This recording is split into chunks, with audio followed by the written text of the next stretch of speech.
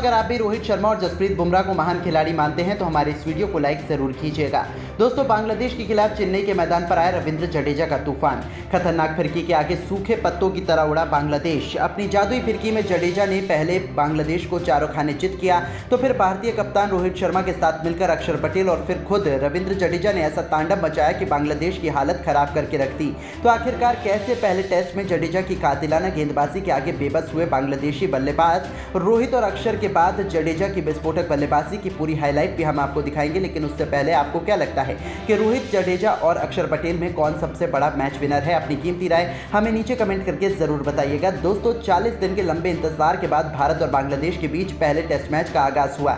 यह मुकाबला चेन्नई के मैदान पर शुरू हुआ, लेकिन किसी भी बांग्लादेशी खिलाड़ी, तो क्या फैन तक ने भी सपने में नहीं सोचा था कि उनकी दमदार खिलाड़ियों से भरी हुई टीम के सामने भारत पहले टेस्ट मैच के पहले ही दिन घुटने टेक जाएगी, या यूं कहें या एक बार फिर फिरकी के जादू रविंद्र जडेजा का जलवा सिर चढ़कर बोला और उन्होंने अपने सामने बांग्लादेशी टीम को नतमस्तक होने पर मजबूर कर दिया। जी हां, चेन्नई के खूबसूरत एमए चिदम्बरम स्टेडियम में टॉस जीतकर बांग्लादेश ने पहले बल्लेबाजी करने का फैसला किया था और यह फैसला उनके लिए अपने ही पैरों पर कुल्हाड़ी मारने जैसा साबित हुआ, क्योंकि पहले दिन भारतीय गेंदबाजों ने ऐसा कोहराम मचाया कि पलक झपकते ही बांग्लादेश की पूरी पारी केवल 148 रनों पर ही सिमट गई, जिसमें रविंद्र जडेजा ने 4 विकेट अपने नाम किए तो अक्षर पटेल ने भी 3 विकेट चटकाकर इतिहास के पन्नों में अपना नाम दर्ज करवाया। शाकिब अल हसन, मुशफिकुर रहीम से लेकर कप्तान नजमुल हुसैन संतो बड़े बड़े बल्लेबाज भी कुछ नहीं कर पाए। आलम तो ये था कि बांग्लादेश के 4 बल्लेबाज तो अपना खाता तक नहीं खोल पाए, वो भी रविंद्र जडेजा और अक्षर पटेल के आगे, जहां बाकी तेज गेंदबाज को तो मौका भी नहीं मिल पाया। उससे पहले ही इन दोनों गेंदबाजों ने बांग्लादेश का सफाया कर दिया और दिन के दूसरे दिन के सेशन में ही भारतीय टीम की बल्लेबाजी आ चुकी थी। फिर क्या था, बांग्लादेश के गेंदबाजों ने सोचा था वो भी अपने गेंदबाजों से वापसी करवाएंगे अपनी टीम की, लेकिन दोस्तों, गेंदबाजों को कुचलना किसे कहते हैं, ये कोई भारत के युवा खिलाड़ियों से सीखे।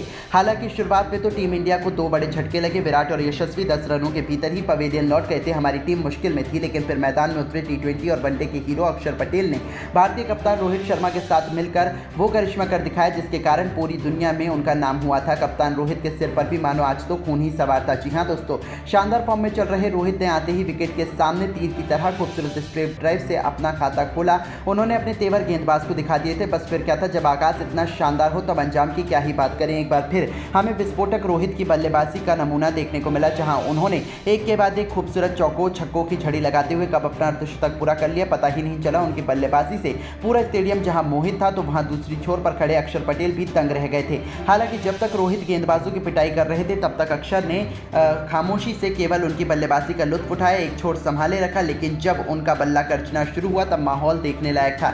रोहित के साथ मिलकर अक्षर ने बांग्लादेशी गेंदबाजों को ऐसा दर्द दिए जिसे भुला पाना उनके लिए भी नामुमकिन हो जाएगा। जी हां, रोहित ने महज 40 गेंद पर 4 चौकों और 3 खतरनाक छक्कों की बदौलत अपना तूफानी अर्धशतक पूरा कर लिया। उसके बाद आया है अक्षर पटेल नाम का तूफान, जिसने बांग्लादेश को सूखे पत्तों की तरह उड़ा दिया। अक्षर ने अपना रौद्र रूप दिखाते हुए तस्कीन अहमद की लगातार 4 गेंदों पर 3 खौफनाक छक्के और एक खूबसूरत चौका लगा दिया, जिसे देखकर पूरा स्टेडियम झूम उठा। दर्शकों में अक्षर ने एक नई जान फूंक दी थी। इस दौरान अपने खौफनाक अंदाज का नजारा दिखाते हुए अक्षर ने कई ऐसे दार्शनीय शॉट लगाए जिसे देखकर तो रोहित से लेकर हजारों फैंस भी खुद को उनके लिए तालियां बजाने से नहीं रोक पाए। गेंदबाजों के चेहरे पर इन दोनों का खौफ साफ तौर पर देखा जा सकता था। बांग्लादेश के कप्तान नजमुल हुसैन संतो ने इन्हें रोकने का हर एक प्लान बना लिया था, लेकिन ये दोनों तो उस पर पानी फेरते हुए नया इतिहास लिखने की ठान कर मैदान में उतरे थे। दोस्तों, इन दोनों ने तो अपनी बल्लेबाजी से समा बांध दिया था। अक्षर पटेल ने तो रोहित से भी 2 कदम आगे निकलते हुए केवल 33 गेंद में अपना अर्धशतक पूरा कर मैदान में तहलका मचा दिया था। इन दोनों खिलाड़ियों के बीच 150 रनों से अधिक की साझेदारी ने बांग्लादेश को मैच से बाहर करने की पूरी प्लानिंग कर दी थी। दूसरा सेशन खत्म होने तक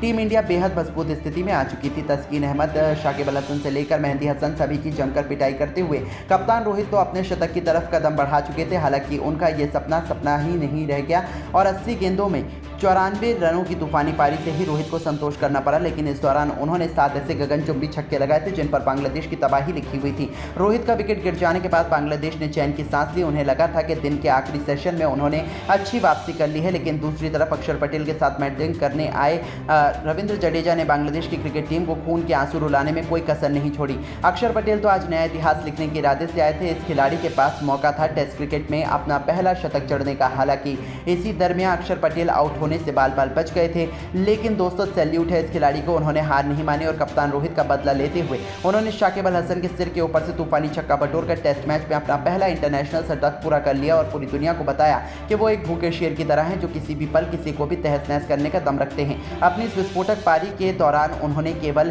78 गेंद खेली थी जिसमें उन्होंने 113 रन ठोक डाले। इस दौरान उनके बल्ले से 8 खौफनाक छक्के तो वहीं 4 खतरनाक चौके भी निकले। उनकी अद्भुत बल्लेबाजी देखकर तो अब जहां बांग्लादेशी टीम खून के आंसू रो रही थी तो रविंद्र जडेजा की बैटिंग तो देखने लायक थी। जब वो बैटिंग करने आए तब थोड़े धीमे अंदाज में थे, उन्होंने शुरुआत भी की थी, वो दबाव में नजर आ रहे थे, लेकिन इस मिले मौके का बखूबी फायदा उठाते हुए ये खिलाड़ी मैदान में चट्टान की तरह डट गया और पहले दिन उन्होंने टीम इंडिया को ऑल आउट नहीं होने दिया। दूसरी तरफ से भले ही विकेट गिरते रहे लेकिन वो टस से मस्त होने का नाम नहीं ले रहे थे। उन्होंने प्रॉपर टेस्ट क्रिकेट के अंदाज में 55 गेंद पर अपना अर्धशतक पूरा किया। इस दरमियान 2 छक्के और 5 चौके भी उनके बल्ले से निकले और पहले दिन का खेल खत्म होने तक जडेजा जहां 70 रन बनाकर वो भी केवल 89 गेंदों पर नाबाद रहे तो उनकी खतरनाक बैटिंग से ही टीम इंडिया 350 रन बना चुकी थी और बांग्लादेश के खिलाफ पहले दिन हमने एक अच्छी खासी बढ़त बना ली थी।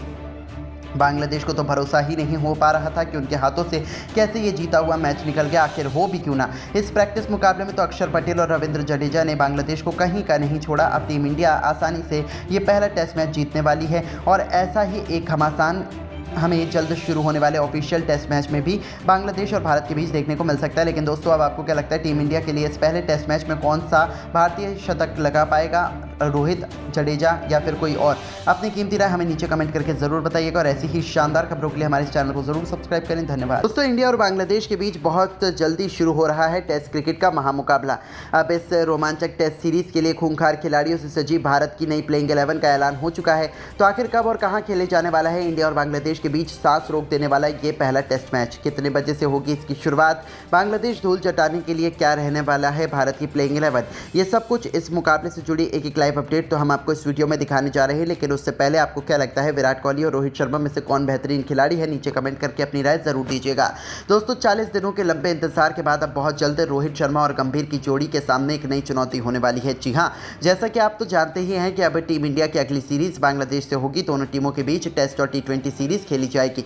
2 मैचों की रेड बॉल सीरीज 24 घंटे के भीतर यानी कि 19 सितंबर से चेन्नई के एमए चिदंबरम स्टेडियम में शुरू होगी। यह महामुकाबला सुबह 9 बजे से खेला जाएगा जिसे आप सोनी स्पोर्ट्स नेटवर्क पर अपनी टीवी स्क्रीन पर देख सकते हैं। वहीं इसकी लाइव स्ट्रीमिंग भी सोनी लिव के ऐप पर होती हुई नजर आएगी, तो इसे भी कोई भी मिस नहीं करना चाहेगा। साथ ही साथ इस सीरीज में टीम इंडिया में बड़े बदलाव नजर आ रहे हैं। ऐसा इसलिए क्योंकि सरफराज खान, ध्रुव जुरैल, आकाशदीप और रविचंद्र अश्विन जैसे कई खिलाड़ी लंबे अंतर्राष्ट्रीय ब्रेक के बाद वापसी करेंगे। ये खिलाड़ी इस साल की शुरुआत में इंग्लैंड के खिलाफ खेली गई टेस्ट सीरीज में शामिल हुए थे और अब उनकी वापसी हो गई है। यही नहीं, श्रीलंकाई दौरे से आराम के बाद जसप्रीत बुमराह और रविंद्र जडेजा भी अपना जलवा दिखाने के लिए तैयार हैं। बता दें कि टीम इंडिया और बांग्लादेश के बीच 2 टेस्ट और 3 मैचों की T20 सीरीज खेली जाएगी। टेस्ट सीरीज का पहला टेस्ट मैच 19 सितंबर से चेन्नई के एमए चिदंबरम स्टेडियम में खेला जाएगा, जबकि दूसरा और आखिरी टेस्ट मैच कानपुर के ग्रीन पार्क में 27 सितंबर से होगा।